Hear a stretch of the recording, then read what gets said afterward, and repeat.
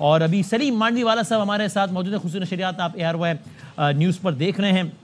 सलीम मांडवीवाला साहब चेयरपर्सन है finance and revenue committee of senate के, और ऑफ कोर्स फाइनेंस और रेवेन्यू के हवाले से बहुत रिलेवेंट है। हुजूर अस्सलाम वालेकुम। बदामी साहब क्या हाल है? सर अल्हम्दुलिल्लाह, आई होप आप ठीक हैं। Thank you very much for your time.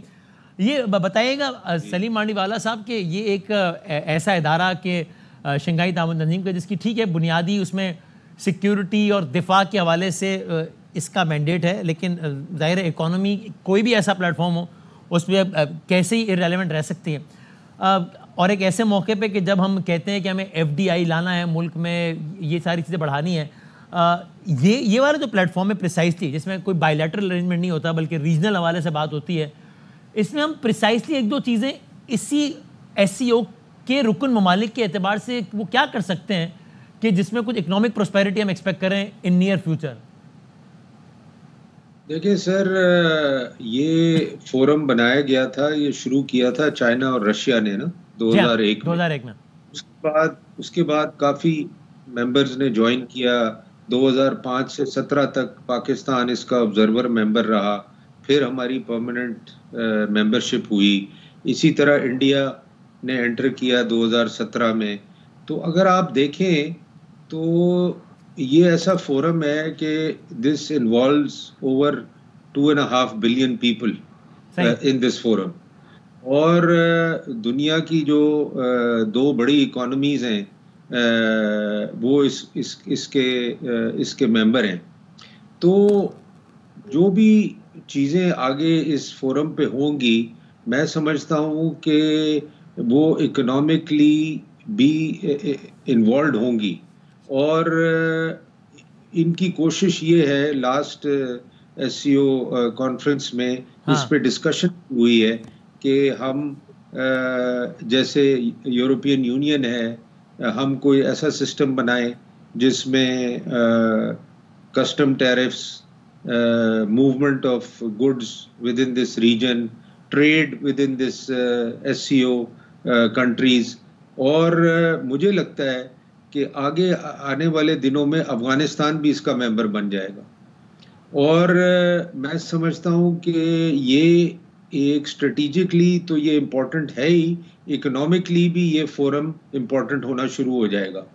और इसमें कनेक्टिविटी सॉरी इंटरप्टिंग, अभी देखिए ना 96 में शंघाई 5 के नाम से शुरू करते हैं, 2001 में ये SCO बन जाता है, 17 में और फिर मजीद वसअत होती चली जाती है, 17 में पाकिस्तान इंडिया आ जाते हैं, 23 में ईरान भी आ जाता है, अफगानिस्तान का ठीक है अभी वो मुअत्तल उस तरीके से मामला, लेकिन वो ठीक है एक्सपेक्टेड है कि वो बन जाएगा।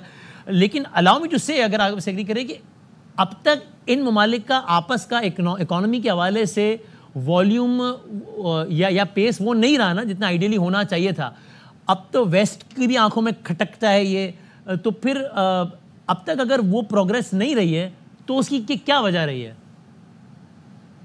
देखिए, मेनली तो मैंने, जैसे आपने खुद जिक्र किया ना कि ये फोरम इकोनॉमिक फोरम कभी भी नहीं था, मगर क्योंकि जब इतनी बड़ी इकोनॉमीज एक फोरम का हिस्सा बन जाए तो उसमें इकोनॉमी का रोल बाय डिफॉल्ट आ जाता है।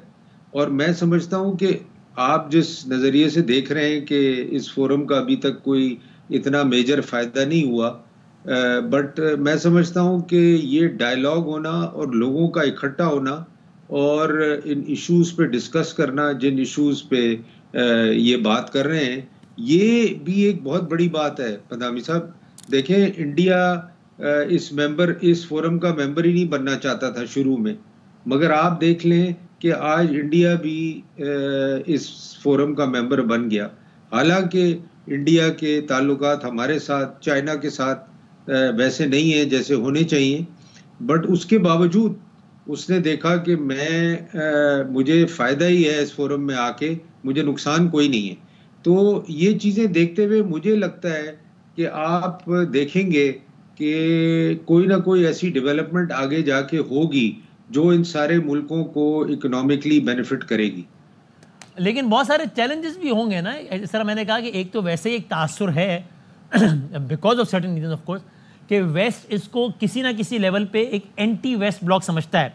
जाहिर है रशिया का अपने अपने अज़ाइम है इकॉनमी को लेके, चाइना को जनाब अपनी वसअत देनी है, इस सारी चीज़ को भारत के इलाकाई थानेदार बनने की अपनी अलग एक ख्वाहिश है। तो फिर ये जब इस तरह के मुआहदे और सब होंगे तो उसमें अच्छा फिर हम चले पाकिस्तान के कॉन्टेक्स्ट में अगर बात कर लेते हैं, वो पाक ईरान गैस पाइपलाइन हो, सीपेक हो, ये सब अमेरिका की आंखों में खटकता है और फिर हमारी जितनी डिपेंडेंस है इकोनॉमिकली अमेरिका पर, IMF पर, हम उस रफ्तार से आगे नहीं बढ़ सकते। So we can not forget कि ठीक है ये सारी चीज़ें जो आप कह रहे हैं बहुत अल्लाह करे कि ऐसा ही हो, लेकिन इस रास्ते में बहुत सारी रुकावटें और चैलेंजेस भी आएंगे। साहब आप बिल्कुल सही कह रहे हैं। अब आप देखें एक और फोरम बना है, आपने सुना होगा ब्रिक्स का। जी हाँ। ब्रिक्स जो फोरम है वो कम्प्लीटली इकोनॉमिक है, वो सीओ की तरह नहीं है। और उसमें भी एक new currency swaps, barter trade, बड़ी चीजें उसमें होने जा रही हैं। और ऐसे ऐसे मुल्क उसमें भी आ गए हैं जिनकी उम्मीद नहीं थी कि वो आएंगे, मगर वो आ गए।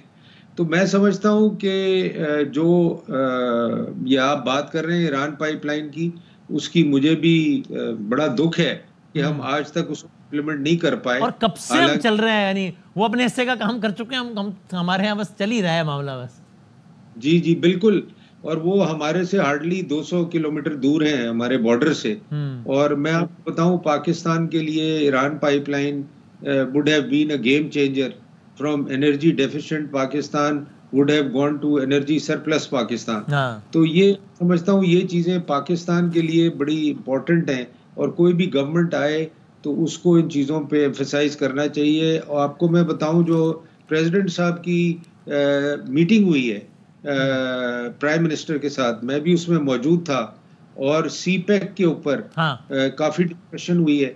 और मैं समझता हूं कि अब जो आगे का टाइम आने वाला है सीपेक के लिए वो बड़ा इम्पोर्टेंट है। और चाइना इवन कि ये सिक्योरिटी थ्रेट्स हो रहे हैं, हर कोशिश की जा रही है कि चाइना पाकिस्तान के रिलेशनशिप को डीरेल किया जाए, मगर उसके बावजूद जो कमिटमेंट मैंने देखी है दोनों साइड से, वो that is very strong. Sir मैं इसमें मजीद आपसे बात करता हूँ क्योंकि बड़ा इंपॉर्टेंट है ये, बल्कि द फैक्ट के चाइना के वजीर आजम आए, frankly I was a bit afraid जब ये वाला वाक़या हो गया कराची एयरपोर्ट वाला, तो मुझे ये था कि कितने खौफनाक ऑप्टिक्स हो जाएंगे अगर ये वाक़े के बाद वो नहीं आएंगे, तो वो कितना एक बुरा तासुर जाएगा। लेकिन वो आए, भरपूर शिरकत की, ये इटसेल्फ बहुत बड़ी, यानी वो आकर क्या बातें की वो तो एक अलग मरहला है, लेकिन उनका आना इटसेल्फ बड़ी एक बात है कि सिक्योरिटी की बुनियाद पर कोई डिसीजन चेंज नहीं हुआ।